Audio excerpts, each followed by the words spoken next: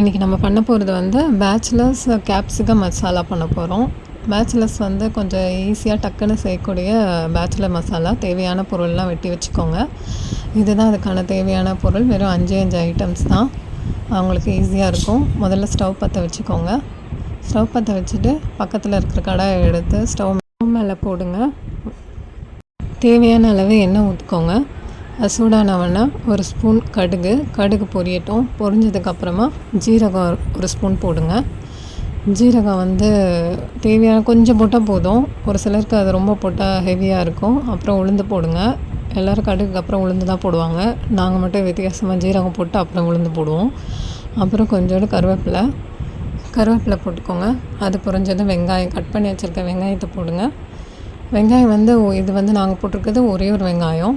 நிறைய வேணுனாலும் போட்டுக்கலாம், நல்லா தான் இருக்கும். போட்டு நல்லா கிண்டுங்க. நல்லா வதக்குனதுக்கப்புறமா உப்பு போடுங்க.